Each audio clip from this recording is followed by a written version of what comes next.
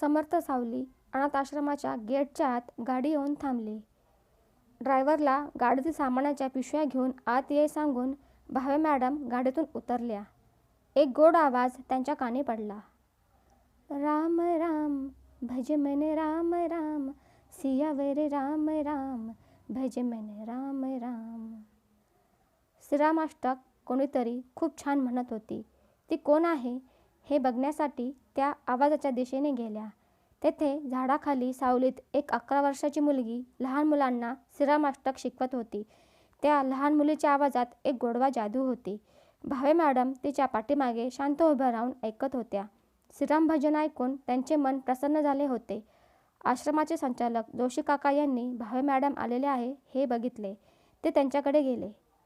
Bhave madam, कधी आल्या तुम्ही? या ना आत, ऑफिसमध्ये या. इथे अंगणात उभ्या का? जोशी काका, ही मुलगी कोण आहे? भावे मॅडमने विचारले. ती गौरी आहे, माझी नात, जोशींनी सांगितले.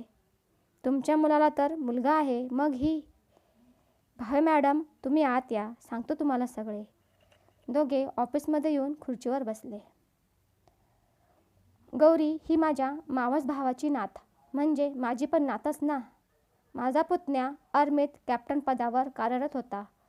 गडचिरोलीत नक्षलवादींनी त्यांच्या गाडीवर बॉम्ब टाकला.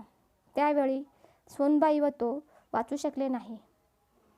हा धक्का माझ्या भावाला सहन झाला नाही, म्हणून त्याने अंथरूण धरले.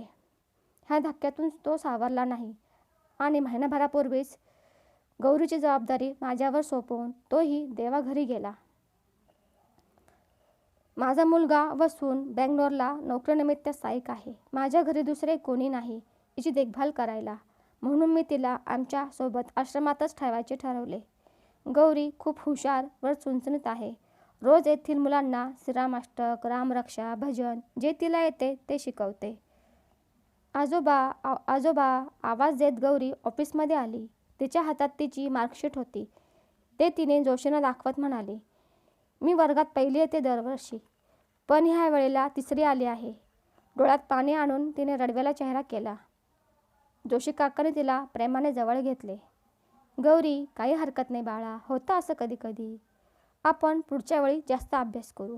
पुढच्या वर्षी तू पहिल्या नंबरने पास होशील. जा आता जेवण करून घे, मी नंतर येतो. गौरीला जाताना भावे मॅडम एकटक तिच्याकडे बघत होत्या. का कोण जाणे, गौरी त्यांना आपलीशी वाटत होती. खूप कमी वयात आपल्या माणसानं गमावणे हे दुःख विसरणे सोपे नसते, पण जोशी काकामुळे ती थोडी सावरली होती. गौरीच्या संपूर्ण शिक्षणाची जबाबदारी माझ्यावर सोपवा जोशी काका, भावे मॅडम म्हणाल्या. तिला हव्या त्या क्षेत्रात तिचे करिअर करू द्या, पैशाची चिंता करू नका. त्यावर जोशी काका म्हणाले, मॅडम, तुम्ही आमच्या आश्रमातील सर्वच मुलांसाठी खूप करतात. त्यासाठी तुमचे जेवढे आभार मानू तेवढे कमी आहे. पण गौरीला आर्थिक मदतीची गरज नाही, तिला फक्त मायेच्या माणसांची गरज आहे. भावे मॅडम पंचतारांकित हॉटेल इंडस्ट्रीच्या मालकीण. त्यांना जेव्हा वेळ मिळेल तेव्हा त्या आश्रमात येत व तेथील मुलांसोबत वेळ घालवत.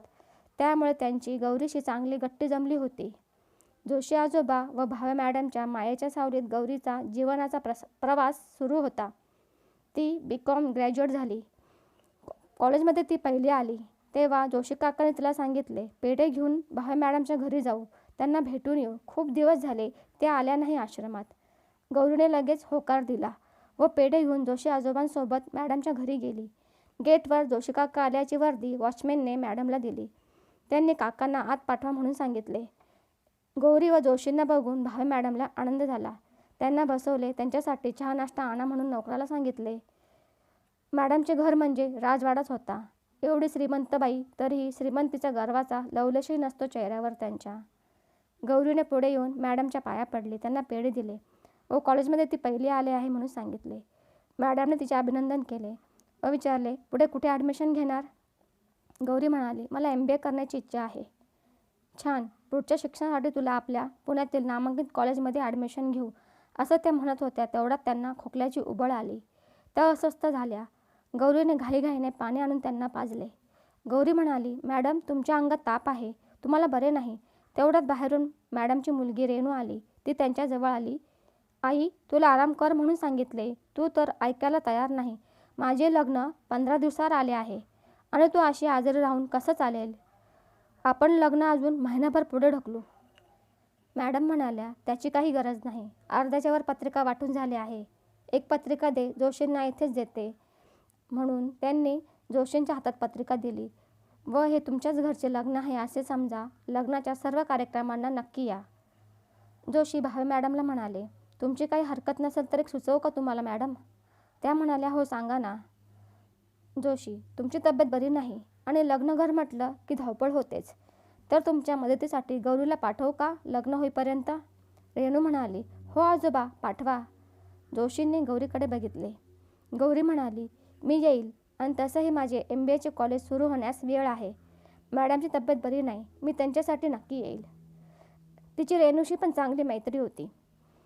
गौरी, उद्या बॅग घेऊन ये, मॅडम म्हटल्या. हो येते मी, नक्की येते. आता जाऊ मी, म्हणून ती निघाली. तेवढ्यात अचानक समोरून शेखर आला. शेखरवर गौरीची नजर काही क्षण एक झाली. तेव्हा काय झाले माहीत नाही, पण अनोळखी शेखरला बघून गौरीच्या मनात फुलपाखरू उडायला लागली. शेखर भावे मॅडमचा मुलगा, नुकताच US वरून शिक्षण पूर्ण करून आला होता.